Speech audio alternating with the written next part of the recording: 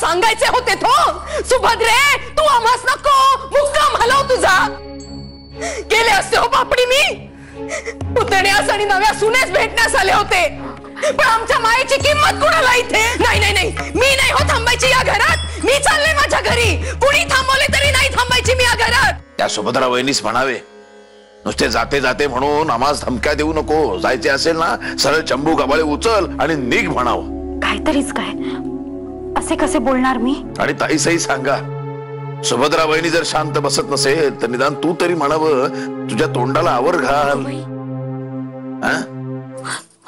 त्या सुलत सासूबाई इतक्या का चिडल्यात? त्या एवढ्या का रागावल्या आहेत हे काही आम्हास ठाऊक नाही, पण त्यांचा राग शांत कसा करावा याचा हे नक्की ठाऊक आहे. सांगू? कान इकडे करा.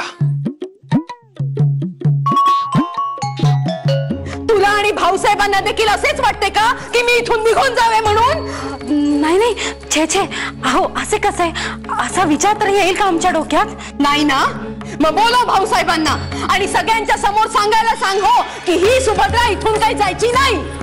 त्याचे काय आहे की त्यांचे डोके चढले ना म्हणून ते विश्रांती घेतात, अजून डोके उतरले नाहीये. आणि मी अशी कशी जाणार त्यांना बोलवायला? असे आहे काय तुमच्या जावाजावांचे ठरलेले? मला इथून घालवण्याचा दोघींनी बेत केलेला दिसतोय. चला रावजी, नाही थांबायचे आता इथे. अरे असल्या बायकांमध्ये राहण्याचा उपयोग तरी काय? चल रे रावजी, बांध सामान. काकू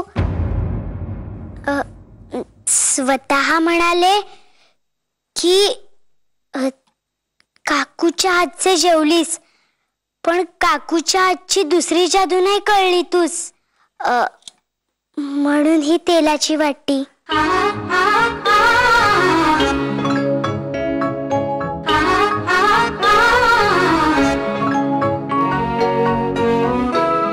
बघितलेस ना, माझा पुतण्या आणि त्याची बायको यांनाच काय ती माझी काळजी हो. आज आमच्या यांच्यामुळे तो जिवंत आहे याची त्याला एकट्यालाच जाणीव आहे हो. बाकी सगळे नुसते देखल्या देवा दंडवत.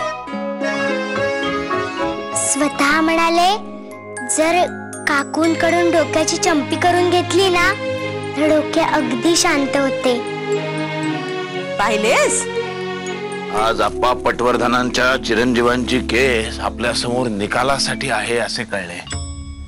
होय, आप्पा पटवर्धन आमचे खूप जुने स्नेही, अतिशय कर्तव्यदक्ष आणि निस्पृह असा माणूस.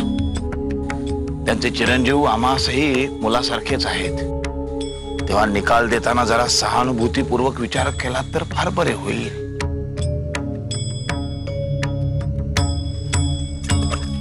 निघतो.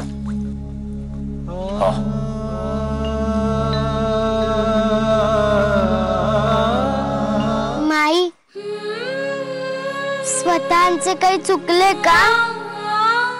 मामनजी त्या निकालावरून त्यांना रागे भरत होते. माधवाचे चुकीचे आहे का बरोबर आहे हे ठरवण्या इतकी योग्यता नाही हो माझी. पण मला मात्र एवढे ठाऊक आहे की आज त्याचा कस लागणार आहे.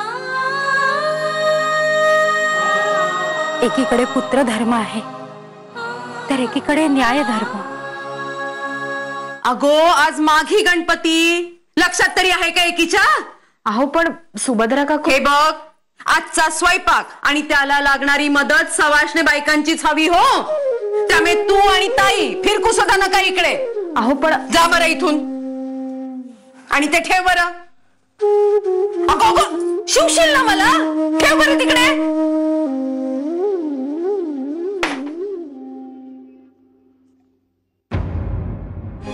नाहीतरी तिला हौस आहेच ना स्वयंपाक करायची, कर म्हणावं सगळा स्वयंपाक सागर संगी. ताई काकू, अगं मग काय, नाहीतरी आपल्याला आराम करायला कधी मिळणार? आपणही एकदा आयते जेवूच. वहिनी साहेब, चला बिगिनी, चला लवकर चला. कुठे? अहो पेशवेणबाई बोलवतायत हो. पेशवेणबाई? चुकलो, सुभद्रा काकू बोलवतात, चला बिगिनी.